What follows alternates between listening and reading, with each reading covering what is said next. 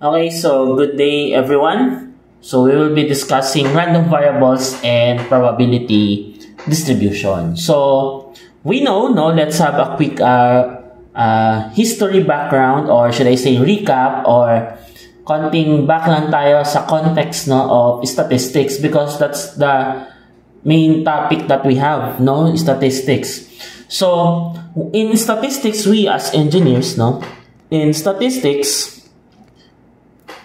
we are concerned yung sa tinatawag natin na inference. Okay, ano nga ulit yung inference? Inference is you're going to predict, no, the possible outcome using your data. Okay, pwede siyang outcome from the sample space, pwede rin from the population itself, no, yung kabuuan, and even the characteristic of the population. So that's what inference is. Okay, so of course in experiments, no, meron tayong result, no, na pwede makuha, and those results are subject to what we call probability or chances, diba? So in statistics, no, meron tayong, of course, merong result, and that results, no, or yung mga results na yon are subject sa tinatawag natin na chance, or simply this is yung probability. Okay,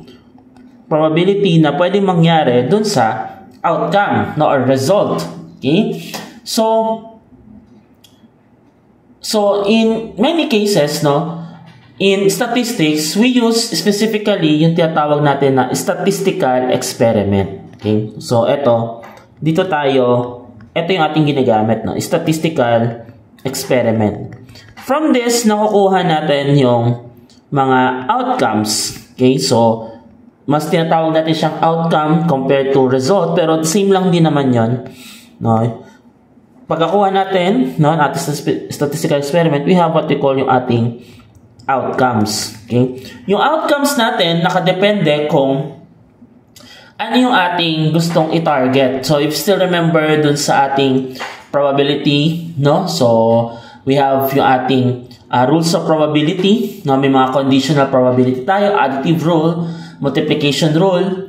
So meron tayong ina-expect na outcome, no, yun yung ating napag-aralan for the past topics, no. We are expecting a possible outcome of what we are dealing with our statistical experiment. So in this case, no, since we are dealing with the possible outcome, okay, so meron tayong tinatawag na random quantities. Okay, so ito lang, random quantities. Etong mga random quantities na to, okay, these random quantities, most of the time, no, ito yung parte no outcome na gusto nating makuha.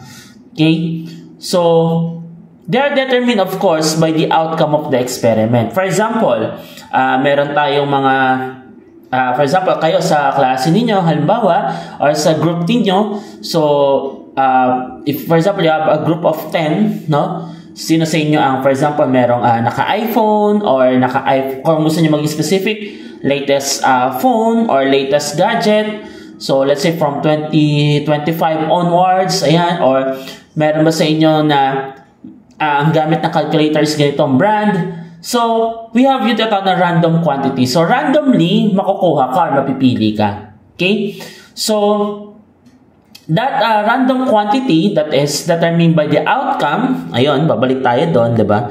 Kaya medyo nabanggit ko yun. The random quantity that is determined by the outcome of the experiment, no, are maybe viewed, no, as the values of the assumed random variable. So dito na papasok yung ating topic. So they are assumed in what we call, ito tawagin na random variable. Yan, random variable. Okay, so ano yung random variable na yan? So random variable, okay, that is yung component, no, or a subset, no, ng ating, or should I say, a function that associates a real number with each element in the sample space. So, parte siya ng outcome. Okay, so ayan na yun, no? By definition, nakalagay sa left side, no, ng inyong screen. Okay, random variable is a function that associates with a real number with each element in the sample space. So, madalas dinedenote siya in capital letters, no, denoted. So, lagay natin dito. So, yung random variable, yan. So, most of the time, denoted siya by capital letter. By capital letter. Yan. So, madalas gamitin letter X, pwede rin Y, no? Basta denoted siya by capital letters. Okay?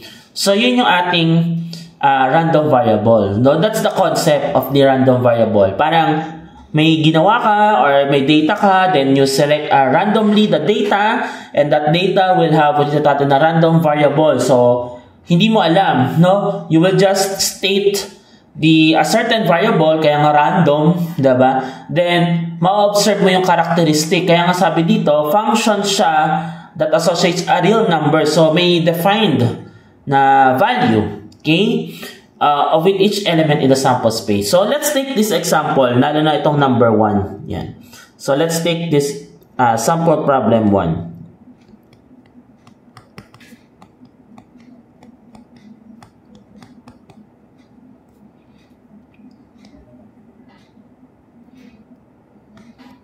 So, let's take sample problem number 1. Yan. Sabi dito, 2 balls daw are drawn in succession without replacement from an urn containing 4 red balls and 3 black balls. So, sige. Let's have our illustration. Sige. So, drawing tayo dito ng... Yan. So, let's say ito yung urn or lalagyan, diba? So, meron daw tayong 4 na red balls. For example, ito na lang yun.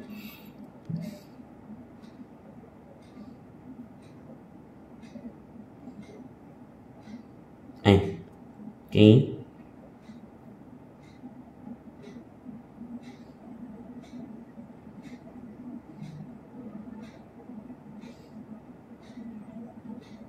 Yan. 4 na red balls daw, then 3 black balls. O, gawin natin itong color black. Yan.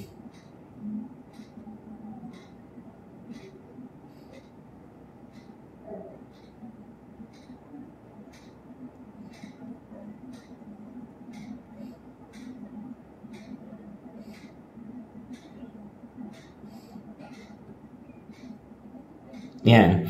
So, meron daw tayo, ano daw ulit? 4 na red balls. So, this is 1, 2, 3, 4. And 3 black balls. So, 1, 2, 3. Yan. Okay? So, yan yung ating setup, no? So, yung urn, yung lalagyan, no? Pwede siyang, ano ba, bowl or basta may lalagyan. Okay? So, what are the possible outcomes, no? That the values y of the random variable y, so sabihin meron kang characteristic, no, na gustong i-achieve, where y is the number of red balls. Take note, ang sinabi sa atin, 2 red balls ang kukunin, or so let's say 2 balls, 2 bola yung kukunin, no, dun sa pagkuha dun sa urn. Yan. So, 2 bola. So, let's list, no, yung possible outcome. So, ano ba sinabi sa atin? Wala daw replacement. Drawn in succession, yan, without replacement. Sabihin, hindi siya ibabalik. So, let's list, no? Or let's write yung possible outcome. Or should I say, elements of the sample space. So, gawin natin tabular. So, ito yung sample space natin. And then, ito yung y, ano sabi? Values y of the random variable y. So, maliit na letter y. Ito na lang. Yan. Okay.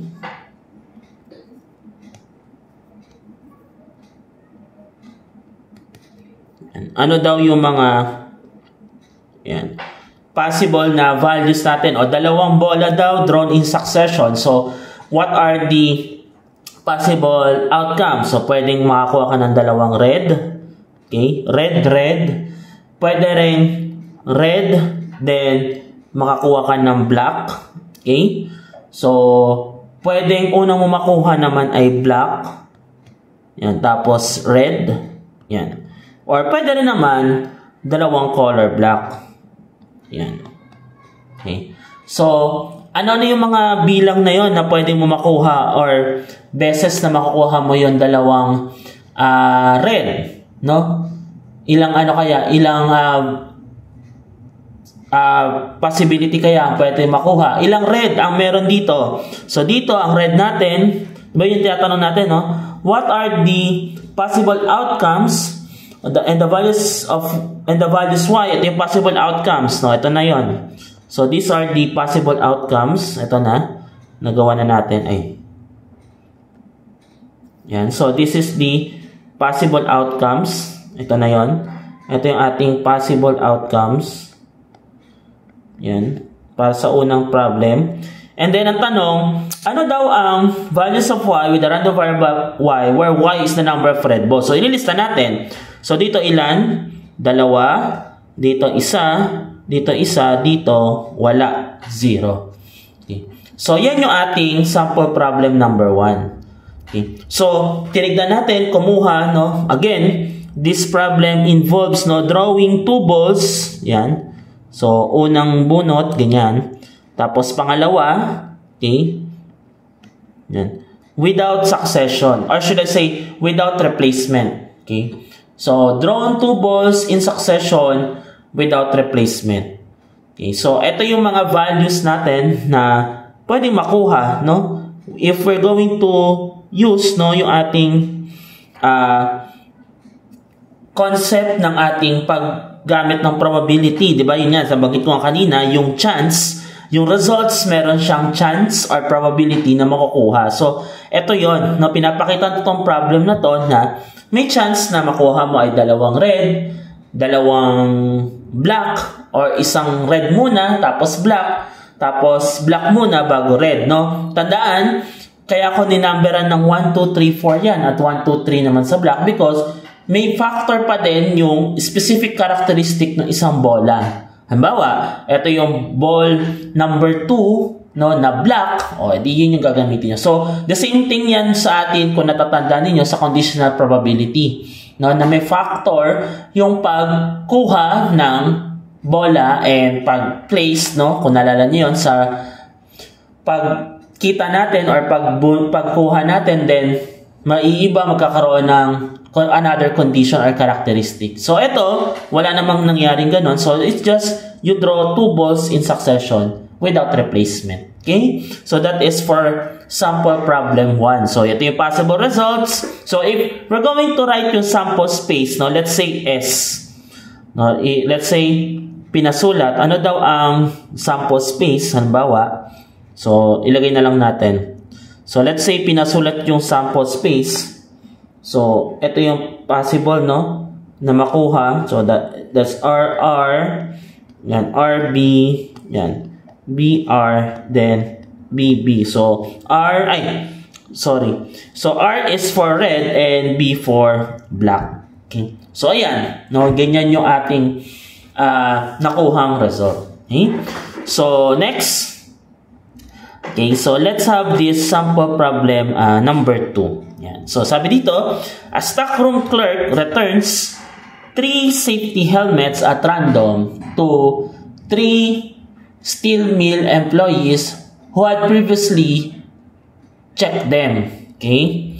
So, if Smith, ano yung mga pangalan ng mga employees? Smith, Jones, and Brown, in that order, receive one of the 3 hats or helmet. Okay? List the sample points. O, parang ganyan, no? Pwede, ano ba yung sample points natin? So, of course, it's containing ating sample space, diba? Sample points, no? For the possible orders of returning the helmets. So, meron tayong, take note sinabi niya yung term na possible order. Yan, possible orders of returning the helmets. So, may factor yung pagbabalik. Kaya nga, nabanggit ko kanina, yung outcome or yung the chance or the probability kung paano maibabalik. So, dito, define na kailangan makita natin ano yung mga possible na order or outcome ng pagbabalik daw ng helmet and find the value m of the random variable f. Parang ganito kanina sa number 1, no? Now, wherein that m represents the number of correct matches. Yan. Sige, so let's have this sample problem number 2. Yan. Okay. So, isa-isayin muna natin. So, sabi daw, may stock room, no? So, ganun din, ilista din natin, no? We have the sample space. Sample space. Tapos, we have, dito naman, M yung ginamit, no? M. Sige. So, let's have yung ating problem, no? Wherein, gawa natin ng notation, no? Pag Smith, si Smith, no? Gawin natin siyang S. Lagay natin dito. Si Smith, gawin natin, denote natin as S. Si Jones, gawin natin J. Tapos si Brown ba yan? Brown. Okay. Brown, ayan. Gawin natin letter B. Yan.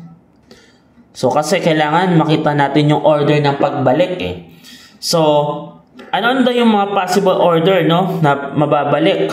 So, ilista natin isa-isa. So, pwedeng mauna may balik ni Smith, then ni Jones, tapos ni Brown. Yan. Pwede naman mauna si Smith ulit, tapos si Brown, tapos si Jones. Then, pwedeng si Brown. Yan. Tapos, si Jones, tapos si Smith. Or pwede rin si Brown mauna. Tapos si Smith, tapos si Jones. Tapos pwedeng si Jones mauna. Then Smith, then Brown, then Jones, then Brown, then Smith.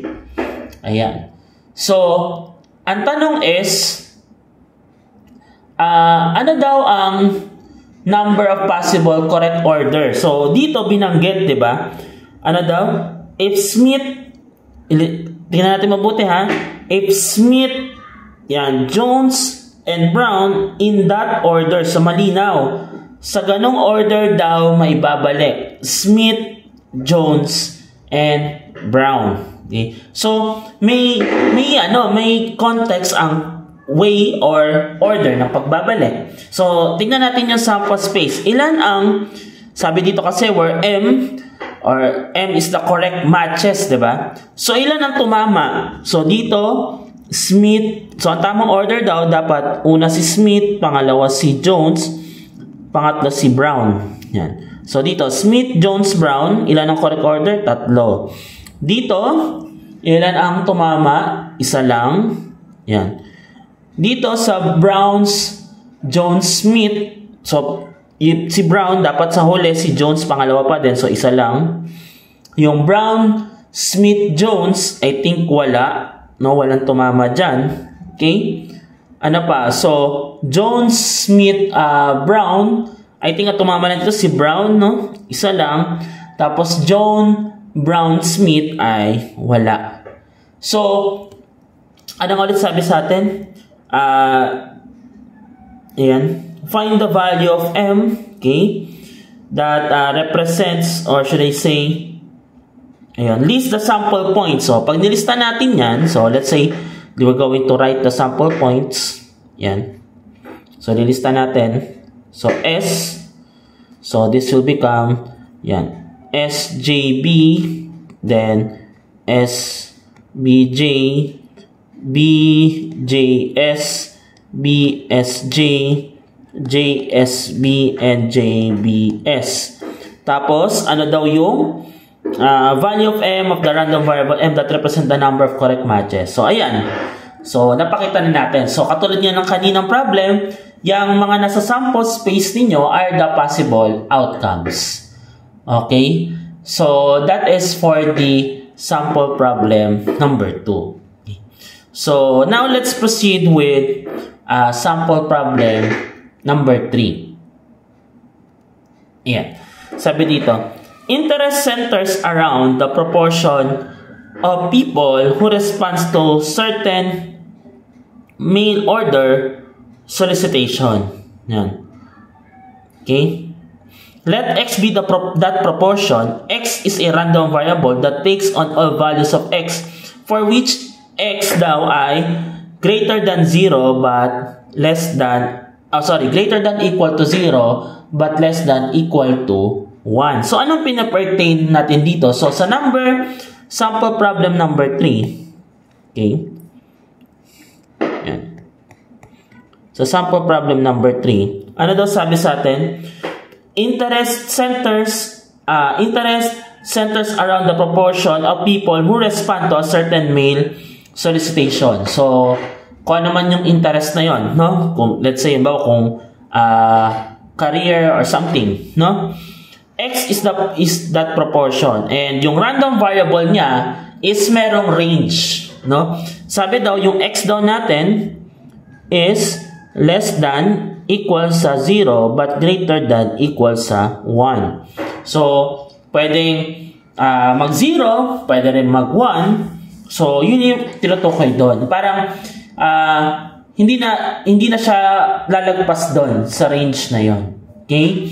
So, it's another thing with sample problem number 4. Okay? So, magkaiba sila. Now, let's read.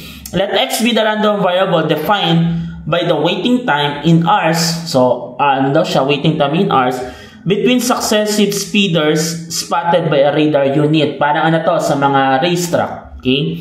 The random variable X takes on all values X for which X is greater than or equal to 0. So, of course, kapag mga sasakyan, syempre, tuloy-tuloy lang yung bilang niya. So, nadadagdagan. Wala siyang range, no? Mahaba, or should I say, maraming values yung pwede. Kaya dito, diniktan niya kung gano'n ang senaryo, edi, lahat ng values ng X na matatamaan ay mas malaki syempre sa 0 or pwede rin wala, no? Kasi nga, depende kung wala pa, no? Kasi nga, yung X na yan is hours, no? Waiting time. Random variable defined by the waiting time in hours. So, pwedeng wala, pwedeng after 1 hour, pwedeng after 2 hours. Okay? So, yun yung tinutukoy yung problem na to, no? Yung 3 and 4. Okay? So, these problems or set of problems na to, no? May kinalaman to, yun nga, sa ating random variable. So, whether ganyan yung itsura niya, yung problems 1 and 2, or pwede rin yung problems 3 and 4. Okay? So, now let's have yung tinatawag naman natin na, okay, ayan, discrete sample space and continuous sample space. Okay? Pag sinabi natin discrete sample space, okay, a sample space contains a finite number of possibilities or an ending sequence with as many elements as there are whole numbers. Okay? Whereas kapag continuous sample space, a sample space that contains an infinite number of possibilities equal to the number of points on a line segment. Yan. So, magkaiba sila, no? Magkaiba to. So, we know, no, nabanggit nga natin kanina yung statistical experiment. So, sulat ka lang ulit. So, in statistical experiment, no, sometimes, no, meron tayong mga value na pwede natin makonsider, yan. Pwede natin makonsider na, or should I say, meron tayong mga results, no, or outcomes, no. Lista natin. Sometimes, yung outcomes ng mga statistical experiment natin ay neither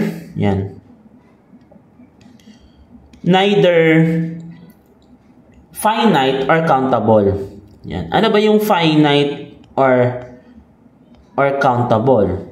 So, pag sinabi natin finite, that means nabibilang, or yun nga, may number of set or countable siya. Okay?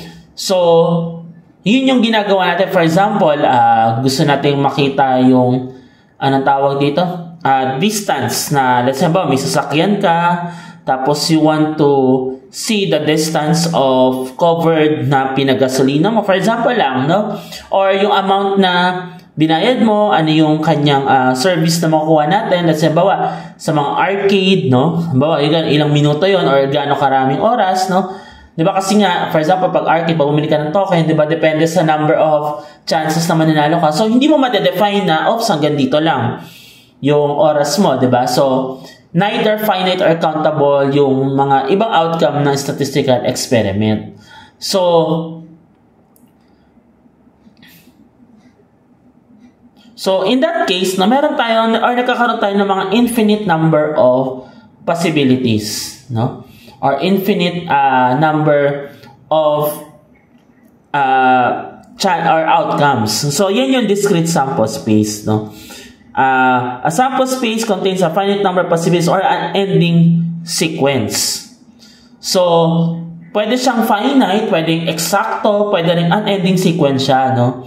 Ngayon, kung the other way around naman, no? For example, yun nga, yung hindi naman kabaliktaran, pero yung wherein infinite number naman ng possibilities, sa baliktad, no? Pag finite number of possibilities, discrete. Sabihin, meron kang range. Pero pag infinite number, so continuous sample space na yon. Dito na rin papasok yung tinatawag natin na discrete random variable. Ito, yan, discrete random variable. And yung tinatawag natin na continuous random variable. Yan. So, anong pinagkaiba ng discrete random variable to continuous random variable? Kasi katunog or halos kamukha nung nandito sa taas, no? Yung discrete sample space and continuous sample space. Pag discrete random variable, a random variable is called discrete random variable if it is a set of possible outcomes is countable. So, i-write natin. So, pag discrete, yan, random variable,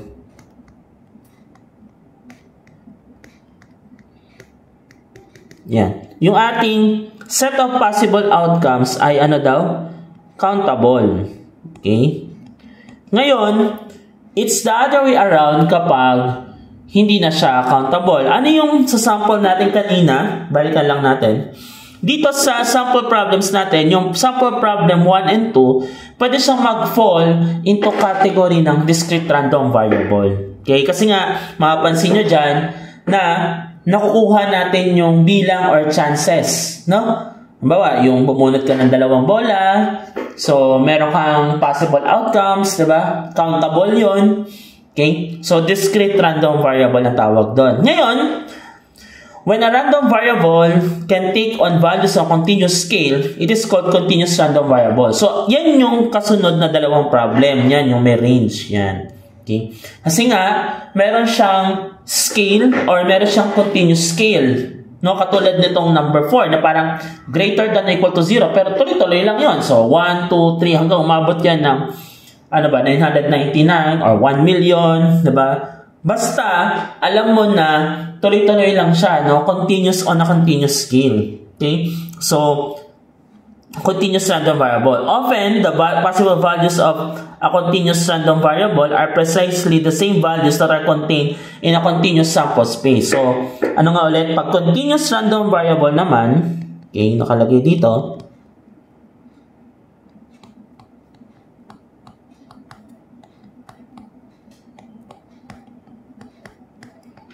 pag continuous random variable naman, so, naka-contain, ito naman, hindi countable yung term, pero values are contained in a continuous sample space. Contained in continuous sample space. Yan. So, katulad nga nung kaninang, example natin, no? Ito, balikan lang natin. Yan, yung 3 and 4. Okay, na wherein, dinedefine niya yung range, no? Tapos, contained, diba? So, yung number 3, contained. Pwede rin naman continuous sample space. No? Basta, define mo yung continuity. Okay? Yun yung sinasabi dito na continuous random variable. Okay? So, that's it for discrete sample space, continuous sample space, and then yung discrete random variable, and continuous random variable.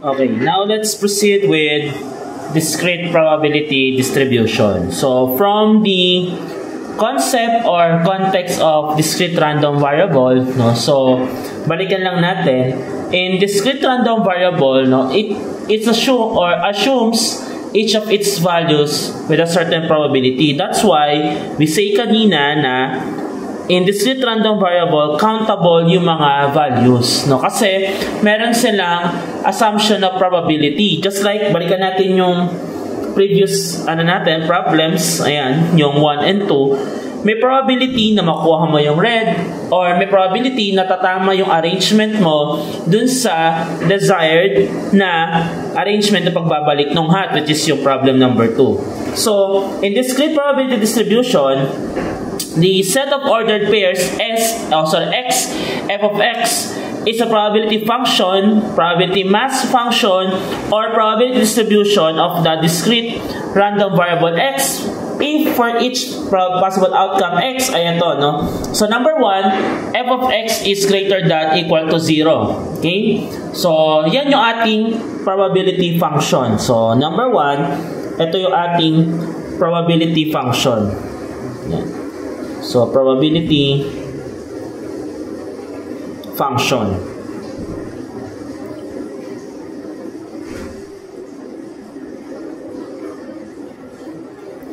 Number 2, pwede rin tawagin siyang probability mass function. Ito yon, yung summation of f of x, where from x, no, yung range ng value is equal to 1. So, probability mass function.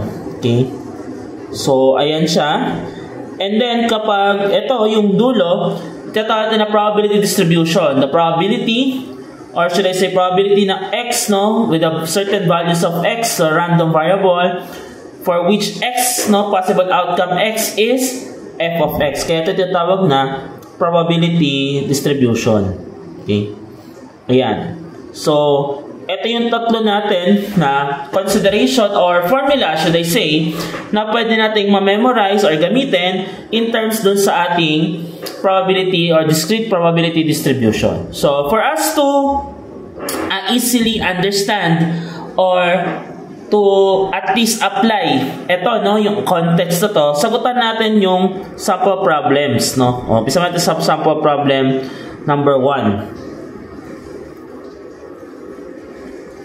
So, let's have our sample problem. Okay, so number 1 muna tayo. So, nakalagay sa number 1, yan, a shipment of 20 similar laptop computers to a retail outlet contains 3 that are defective. So, isahin muna natin. So, let's stop there. So, meron daw 20 na laptop computers, okay, na ipapadala, no, or should I say, no, binili, no, for which, no, tatlo doon, okay, o, lagyan na lang natin ng notation. So, yung n na maliit na pula, 3, ito yung defective. Ayan, defective. Okay. Yeah. So, sabi dito, if a school, yan, defective. If a school makes a random purchase of 2 of these computers, so, let's, gawin natin yung kulay green na lang. So, let's say, meron daw ipa-purchase, no, 2 purchase, no, yung school. So, isabihin ko 2 purchase, hindi 2 computers yon or laptop, bibilhin. Okay.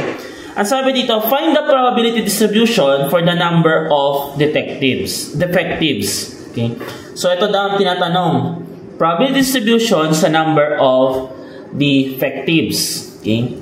So, total na designate naman natin na x, no, yung possible purchase, no. So, ibig sabihin yung malaking x, no, x na malaki, pwede nating sabihin na ito ay random variable nung x. Ayan. Random variable nung x purchase. Okay? Ayan. So, if that's the case, no, tignan muna natin yung magiging scenario, no? So, sabi natin, tignan natin yung random, or should I say, probability function para sa sa pagbili ng dalawang purchase, no, na mayroon 3 defective. So, in short, sa problem na to, ang pinapahanap sa atin actually ay 3. So, una, kapag doon sa 2 purchase, 0 yung defective, ayan, pwede rin isa ang defective or 2 ang defective na nabili. Okay? So, may chance kasi nga, tatlo yung defective eh. Diba? So, yan yung magiging scenario doon sa dalawang purchase. O, ngayon, for us to easily understand this, tignan muna natin yung number of ways, no? So, balik tayo sa context ng combination. Okay? So, let's go back to combination context. Okay? Combination. Okay. So, umpisan muna natin sa 20 laptops, no? Or 20 laptop computers. Yan, laptop computers na ang bibilin ng school o ipapurchase ay ilan? Dalawa. So, dalawang purchase lang.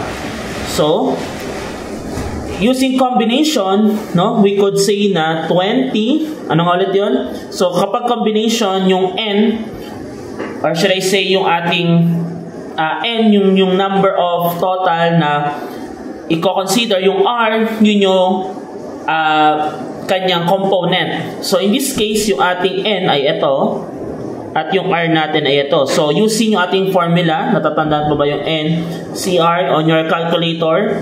Yan, nasa calculator din ninyo to. Okay, so, I think kung sa calculator, nasa ibabaw to ng division, no? Nasa ibabaw nung division symbol ng calculator ninyo, yung nasa taas, no? Baka nandito siya, no? Nandito yung NCR, nakaganyan. Okay? So, using your calculator or yung context ng combination, so let's compute for 20C2. Yan. So, what is 20C2? So, using your calculator, so that is 190. So, 190 ways, no, na mabibili niya yung dalawang laptop. Okay?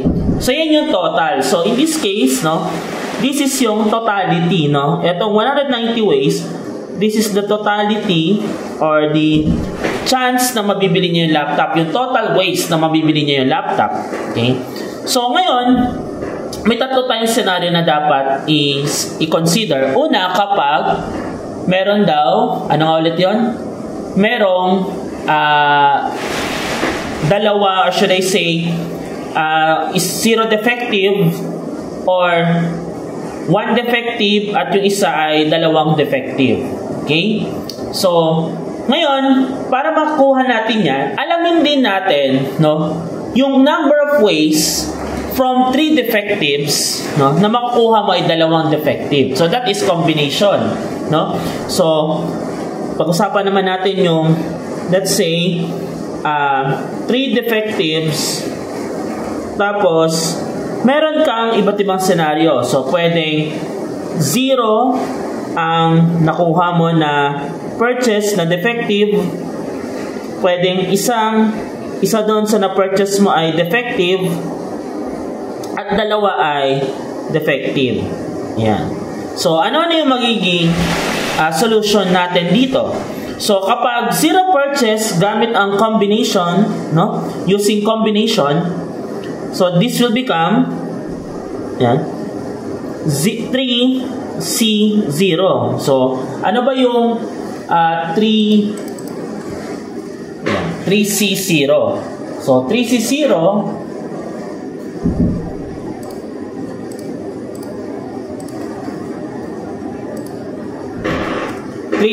ay equals sa 1. Ibig sabihin, wala, ay ano lang, one way lang na wala ka talagang makukuha purchase na defective.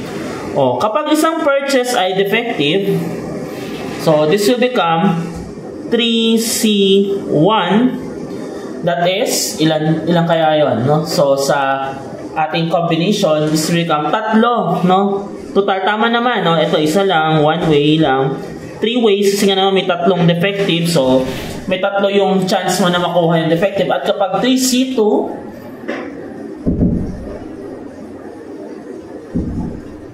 yan, 3C2, okay,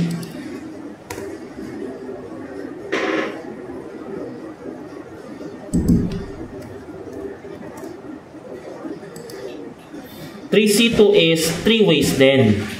Okay. So, yun, no? Kasi nga pwedeng tawag dito, pwedeng yung isang defective A nakuha mo, tapos B, pwedeng defective A and C, pwedeng B and A, no? So yun yung ano natin, yun yung consider. Kasi pag 3C3, 1 ulit yun. No, ibig sabihin, tatlong defective. Kaso kasi ang concern lang naman natin, sa tatlong defective, dalawa ang purchase, no? Dalawa yung purchase na kino-concern. So ayan na, meron tayong totality ng waste, 190. We have the ways na mabibili mo ay defective sa tatlong defective na yon. Next naman yung concern natin is ano naman ang combination or number of ways, no? Kasi nga 'di ba sa tatlo sa defective, meron yung number of ways. Kapag hindi defective, ibig sabihin ang non-defective mo, gawin na lang natin kulay ano to. Siguro kung kanina blue na lang ulit, no? Yan. Sa non-defectives, no, dito na lang. Yan, dito na lang. Meron tayong 17 laptop computers. So, ito, non-defective. No? This is non-defective. Ngayon natin. Wala na. Non-defective. So, ito talaga sure na hindi to defective. Sa 17 laptop computers na yon, syempre, kapag may chances din na non-defective ang makuha mo. So, ganun din, pwedeng makakuha ka ng 0 na purchase na non-defective. Pwedeng isa yung purchase mo na non-defective at pwede rin dalawa na purchase mo na non-defective. Okay? So, kung ganun, so ano nga ulit yun? Parang may dalawang purchase ka na pwede rin makuha, chances, no? Kasi nga, possibility, diba? Na ang makuha mo ay non-defective. So, sabihin ang 17C0, yan, natin, kasi yun yung ano, no? Kumbaga parang sa 17, walang nakuha. Sabihin, ano yun? Dalawa, defective ka agad. So, this is 1. So, one way lang yon, no? Then, 17C1, kasi, yan, this is 17 ways, no? And then, 17C2, combination na yung pinag-usapan natin. 17C2, this is, malaki na to, 136 ways. Yan. So, ayan na yung ano natin. Ayan na yung ating number of ways, no? So, take note, meron tayong tatlong senaryo. Huwag natin kalimutan. I-highlight natin. May tatlo tayong concern sa sinosolve natin. Ito. So, we have the zero defective. Kasi yun yung tanong, di ba? Find the probability. Yan. Find the probability distribution for the number of defective. So, pwedeng 0, pwedeng dalawa, pwedeng isa. Pero kasi nga, meron tayong iba pang senaryo na hindi lang naman defective. Diba? Meron ding non-defectives na senaryo. So, from here, no, paano natin masasolve ang ating probability distribution? Okay. So, maglagay tayo ng isang blankong na, na page. Ayan. So, for the probability distribution, so, paano dito? Yan. Probability yan. Distribution. Yan. So, dun sa problem natin, specifically, no? Specific sa problem natin, let's have this pag-denote natin, no? So, f of n, kung ano man yung n na yun, no? That is 0, 1, and 2, ay equal sa, yan, ito yun. Ay, balik tayo. Equal siya sa yung combination or number of ways na hindi defective. So, lagyan muna natin. Yan. Number of ways na defective pala, defective, multiplied by the number of ways ng non-defective. Yan. Ituloy natin to. Yan. Yan. Over the total number of ways. Okay. So, kasi nga, ang hinahanap natin is probability distribution. So, para ma-solve natin, yan yung formula na gagamitin natin. Number of ways na defective multiply sa number of ways na non-defective. Ano to? Multiplication rule. No? Tapos, or parang ano ba to? Parang conditional probability din. Kasi nga, hinahanap mo yung probability kapag nabunot to, tapos hindi mo mabunot yung isa, di ba? So, somehow similar yung context nun. No? And then, hanapin natin siya with respect to the total number of ways. So, umpisahan na natin sa f sub 0 kasi yun yung isang pinapahanap no? Sa 0 defective. Yan. Pag 0 defective o wala, no? So, that is f sub 0 is equal to, ano nga ulit yung number of ways na defective kapag 0? Balikan natin. Kapag 0 purchase, that is 3C0. Or one way, diba? So, lagay muna natin. 3C0 multiplied by the number of ways ng non-defective. So, kung 0 yung defective, ang non-defective mo ay dalawa. That is, eto, 17C2. Kasi nga, yung defective mo ay wala. 0. So, therefore, ang non-defective mo ay dalawa. Okay? So, yun yung ano natin, yun yung ating calculation. So, that is 17, yan, 17C2 over the total number of ways. So, ano nga ulit yun? Na mabibili mo yung laptop na dalawa, ayan, 20C2 or 190 ways. So, sige, sulit na natin. 20C2. So, for f sub 0, this is ano nga ulit yung 3C01 multiplied by, that is 136, okay? 136 over 190. Okay, so, ang ating F0, okay, or that is also equal, no, kung iano natin, igagawa natin ang probability distribution, that is P, no, X naman naka-equal to 0. No? Kasi katulad nung ito. Yan. No, yung probability distribution natin. So, yan din yun. No? Yan yung ating tinutukoy. So, this will be equal to, ang simplified form is 68 over 95. Kasi nga, that is 136 over 190. Ano yan? Parang divide mo lang sa 2. No? Divide mo sa 2. 136 over 190. So, 68 over 95. Okay? Yan ay kapag 0 defective. O, yan na. Sagutan na natin yung isa. O, next. Next naman natin is, ay, ito na lang. Yan. Kapag 1 defective. Okay? So, ganun ulit. F of 1, that is equal to, ano ang ating magiging solution? So, this is, kung isang defective, balik tayo dito sa ating general formula na nilikta sa taas, probability distribution. Number of ways defective, ilan? Isa. So, this will become 3C1 multiplied by number of ways na non-defective. O, balikan natin. Kung meron tayong isang defective, isang defective na purchase dito, at meron tayong isang non-defective purchase dito. Anong counterpart nun? 17C1. So, this will become 17C1 yan, over 20C2 kasi total number of ways. Okay, so, ang sagot dito is, ano nga ulit ito? So, iyan na natin. F1 or probability mass or probability distribution.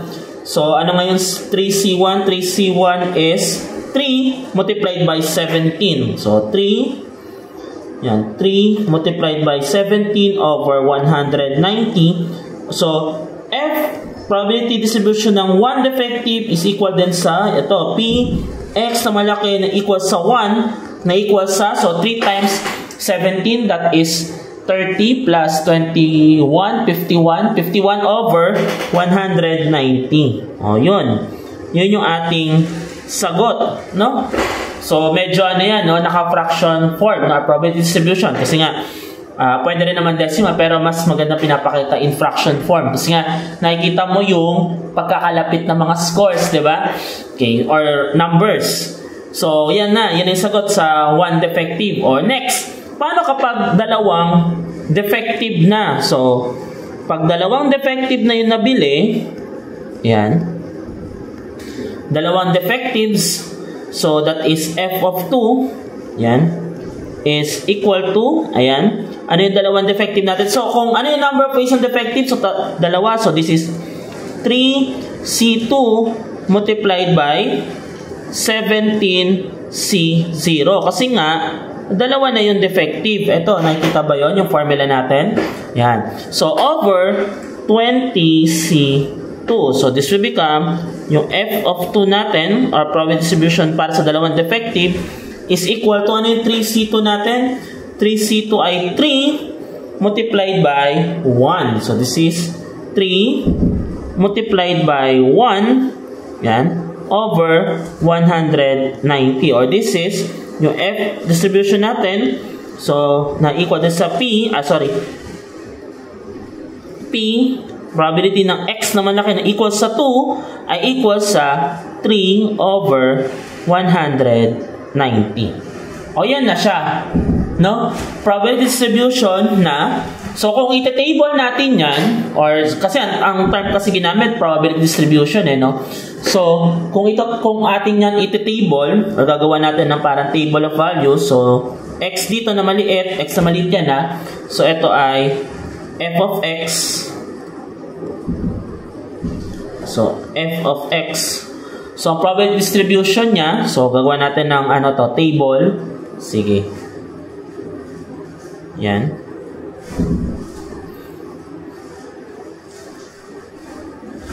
So, yung isa, ano yung ulit yung isa? So, 0. Ito, yan, 1. Tapos itong isa ay 2. So, ang mga sagot natin ay, kapag 0, that is 68 over, yan, 95. Kapag 1, 51 over 190. Kapag dalawa ay 3 over 190. Okay? So, that is for the probability distribution no item number, sample problem number 1. Yan. So, pinakita natin na pwede, no? Pwedeng ma-solve or pwede nating ma-compute, no? Yung ating sagot. Okay? So, that is for the problem number 1. Okay. So, next we have this problem number 2. Sige, let's have our sample read. If a car agency sells 50% of its inventory of a certain car equipped with side airbags, find a formula, formula lang daw ang tinatanong, for the probability distribution of the number of cars with side airbags among the next 4 cars sold by the agency. Yeah. So, ang tinatanong is formula. Ano daw yung formula na gagamitin natin para dun sa number of cars na yon na ang binebenta daw ay, ano yung 4, no?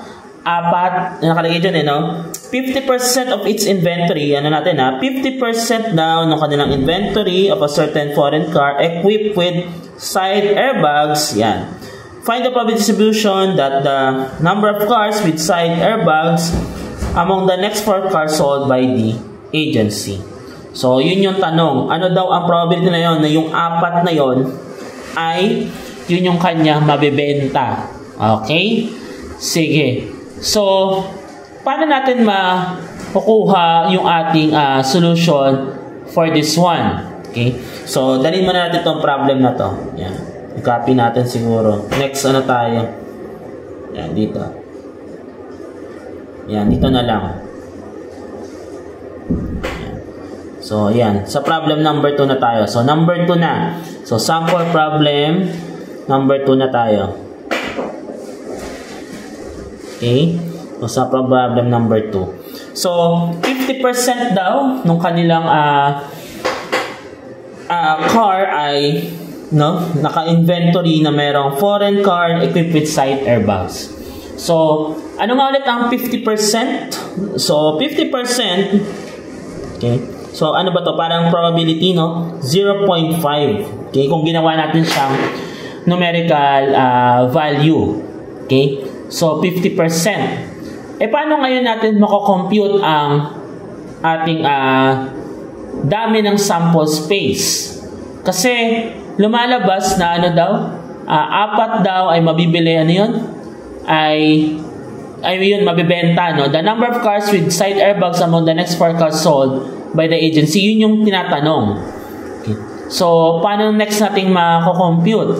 So, lumalabas na yung probability na, kasi nga, 50%, diba? So, lumalabas na, kailangan makuha din natin yung, ano yun? Yung ating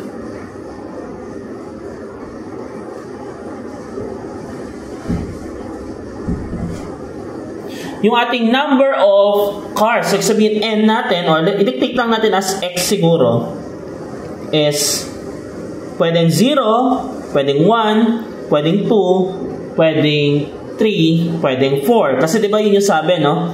The next 4 cars sold by the agency ay yung merong ano daw? Ay, side airbags. Yeah. So, pwedeng 0, pwedeng 1. Parang katulad kanina, diba? Pwedeng 0, pwedeng 1, pwedeng 2. Ito, pwedeng 0, pwedeng 1, pwedeng 2, pwedeng 3, pwedeng 4. So, in short, doon iikot yung probability distribution natin. Kasi yung tinatanong, diba?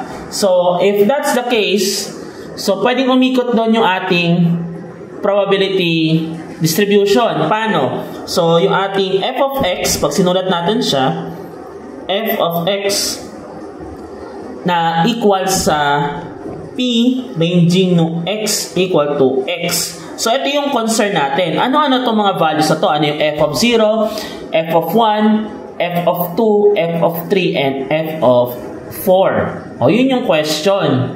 Diba? Yun yung tanong ng problem natin. Okay?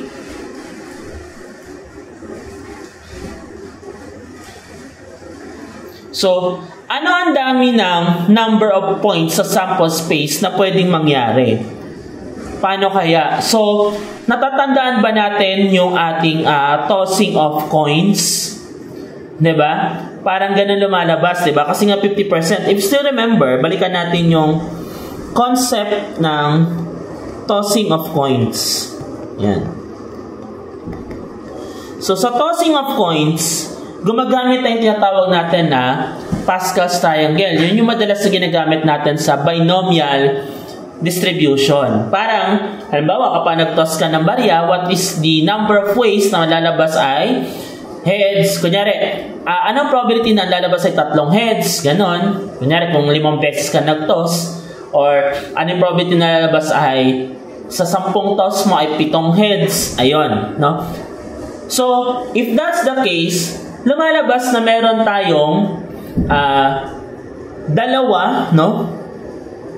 Meron tayong dalawang chance kasi nga pwedeng kalahati, no? 'Di ba tama ba? 50%, ayan daw, 50%. So may dalawa, pwedeng isang sasakyan na to, car A, car B, pero parehas naman silang sasakyan, pero sila ay naka-raise sa 4 kasi yun yung ating from Pascal's triangle. Take note, this concept is from Pascal's triangle.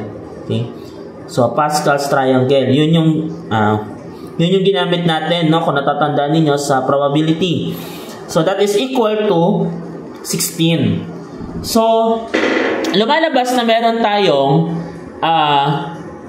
16 points dun sa sample space natin na pwede mangyari regarding this. No, 16. Okay? So, yung denominator din ng function natin is also 16. Parang katulad kanina. Balikan natin yung problem number 1. Ito. Yan. Sa problem number 1 natin, kinuha natin yung totality. Ito. Sana naalala pa. Kinuha natin yung totality or number of ways na total dun sa pagbili ng defective and non-defective. Dito, sa problem number 2, the same thing. Kukunin natin yung totality. In this case, ang totality niya, ito. Ito yung totality or the number of ways. Yan. Number of ways na mabibili or should I say, yung sa sasakyan natin, no? Totality or total number of ways na lang. Total ways. Yan. 16 or 16 sample points. Parang ganun lumalabas. Okay? So, halimbawa, kung gusto natin makuha yung number ng airbags, paano yun? So, lalabas, no? Kada kinukuha natin yung combination, di ba? Sabi natin, next 4 cars. Yun yung tanong, di ba? So, ibebenta yung 4 na sasakyan. So, eto nga yun, pwedeng 0, 1, 2, 3, and 4. Therefore, sa combination natin, balik tayo doon. Sa combination natin na context. So, una, kapag kapag 0 car, no? Tama ba? 0 car na 0 car with airbag. So, ibig sabihin, wala talaga, no? So, lalabas yan na, ano yun? 4C0. Okay? Ganun lumalabas yan. 4C0. That is, ano nga ulit yun? 4, yan, iyan na natin. C0, that is equal to 1. Yan. So, tapos meron din kapag 1, no? 1 car with airbag. O, di ba yun yung nasa problem? So, that is 4C1. Yung pag 1 naman, yung ating with airbag, that is 4. O, kapag 4 o 2 cars, yan, with airbag, yung nabenta. Okay? So, di ba yung tinatanong, 4C2, ano yung 4C2 natin?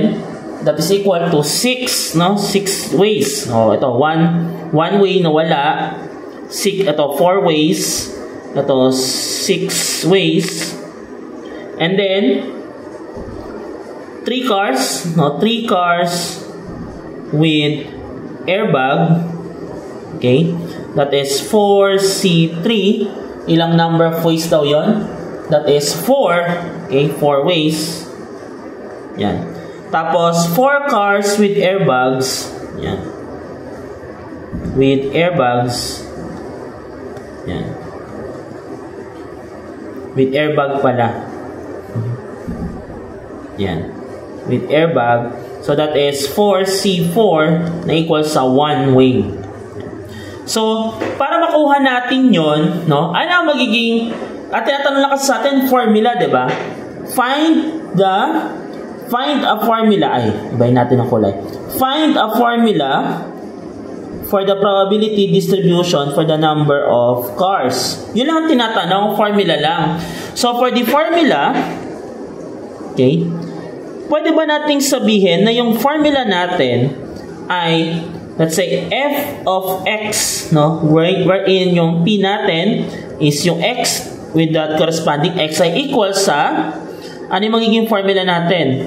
Ito, no? Yung total number of ways, no? Let's say n, c x over the total ways, which is yung ating 16. So, ito na yung formula natin. So, therefore, f of x is equal to, pwede ba natin itong i-resolve ng 1 over 16 multiplied by 4cx. So, ito na yung ating sagot. No? Ito yung formula. Ito yung formula natin para mahanap natin yung probability distribution ng mga number of cars. Okay, so, yan na yun. So, kung isa-isahin natin, edi sagutan na lang natin kasi baka tanungin din, no, if ever man. So, this will become, kung f, ano yung ating f sub 0? So, that is 1 over 16 times 1. Tama ba? 1 over 16 times 1, that is 1 over 16. F of 1, that is 1 over 1 over 16 times 4c1 times 4, o that is, ano ang solution yan? 1 over 16, 5, ano ba to? 1/4, no? 1/4 ang ang sagot natin, no? 1/4, o 1/4. 1/4 or 4 over 16, no?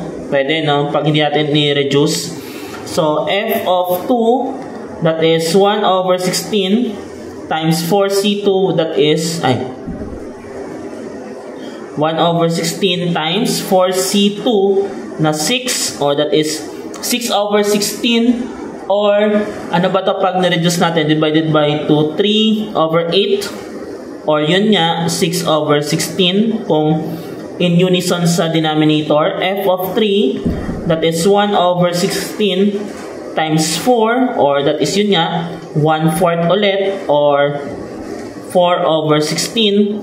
Tapos F ng 4, that is 1 over 16 times 1 na 1 over 16. So, ayan na. No? Ayan na yung ating solution para dyan sa problem na yan. Okay? So, that is for our problem number 2. Okay. Then, last natin is yung tinatawag natin na cumulative distribution function. Okay? So, the cumulative distribution function, f of x, of a discrete random variable x, with probability distribution f of x ay pinag-add mo lahat ng probability function. Or pinag-add mo yung probability function. Ano nga ulit yun? Yun yung mga f of x or probability distribution. Ito. Pinag-add mo yan, no? Hanggang sa mabuo mo na equal sa 1. Okay? So, ang tanong sa atin dito sa number 3, find the cumulative distribution of the random variable x in the previous example. Ayan. Using f of x, verify that f of 2 is 3 over 8. O, yun yung ano natin. Yun daw yung tinatanong. Verify daw natin na yung f of 2. Di ba, na-complete na natin siya, di ba? Na-complete na natin na f of 2 ay 3 over 8. Ito, oh. Actually, we already computed for that, no? Ito. Pero, i-verify lang natin na totoo yan using yung tinatawag natin na cumulative distribution function. Sige, i-write natin. So, cumulative distribution function. Okay? So, ito ngayon yung ating pag-usapan. I-prove daw natin na totoo yung f of 2 natin na 3 over 8. Yan. Okay? So, isa-isahin muna natin. Okay? So, ano nga ulit yun? F of x, ito totoong formula na to, nakikita ba yan? Observe ba? Yan, ito. I-highlight natin. Ito. So, ito daw formula na yan. Okay, gamit daw yan. Yan. Okay, gamit daw yung formula na yan. So, isa-isahin natin. So, mag-upisa muna tayo sa f of 0. O, dito na lang. Yung f na malaki, tapos 0. That is, so, isa-isa sum mo siya, no? Ano ba yung 0? So, 0 lang. F of 0. Anong ulit yun? Balikan natin. That is 1 over 16. Ito. Nakikita ba? So, 1 over 16. Yan. So, next natin is f of 1. Pag f of 1, that is f of 0. Kasi yun yung sabi, di ba? I-add mo yan, no? Summation ng t less than equal to x, f of t. For x is greater than negative infinity but less than positive infinity. Okay? So, ang tawag doon nga, cumulative distribution function. So, this is f of 0, yan, plus f of 1. Ano ba ang f of 0? 1 over 16 plus, ano nga ulit yung f of 1? Gamitin natin yung may over 16. 4 over 16 or 1/4. That is plus 4 over 16 equal to 5 over 16. Okay? Next, f of 2, that is f of 0, 0 plus f of 1 plus f of 2. That is 1 over 16 plus 4 over 16 plus, ano nga yung f of 2 natin? 3 over 8 or 6 over 16. O, i-add natin. 6 over 16 equal to saan? Sa 11 over 16. Yan. And then, f of 3, that is f of 0 plus f of 1 plus f of 2 plus f of 3. O, same na same yan. So, lalabas yan. Ito, same to. 1 over 16 plus 4 over 16 plus 6 over 16 plus, ano yung f of 3? 4 over 16 ulit. So, that is plus 4 over 16, or it will give us 15 over 16. And then, yung last natin, f of 4. So, same to, f of 0 plus f of 1 plus f of 2 plus f of 3 plus f of 4 So, same, pare-parehas, no? 1 over 16 plus 4 over 16 plus 6 over 16 plus 4 over 16 at yung ating last f of 4 natin ay 16 over 16. 1 over 16. Yan. 1 over 16. This is 16 over 16 or equals sa 1. Ngayon, i-prove daw. Let's prove using f of x. I-prove daw natin or verify that f of 2 is 3 over 8. Paano? Paano natin mabe-verify? Dito. So, dito na lang tayo. So, verify that f of 2 is 3 over 8. Yan. Using f of x. So, using f of x, ano ba yung, para makuha yung f of 2 dito sa pinag-solve natin, paano? Dapat, ibawas mo tong cumulative distribution function ng 2 with the cumulative distributive function of 1. So, therefore, para ma-solve yun, f of 2 is equal to f cumulative distribution function of 2 minus cumulative distribution function of 1. So, f of 2 probability distribution of 2 that is equal to, yan, 11 over 16, lagay natin, 11 over 16 minus, ayan, nakikita ba? 11 over 16 minus 5 over 16, ayan. Okay? So, minus 5 over 16. So, f of 2 is equal to 6 over 16 or equal din to sa 3 over 8. So, na-prove na natin na tama siya using this cumulative distribution function. Okay? So, that's it for the first part of our discussion of random variables and probability distribution.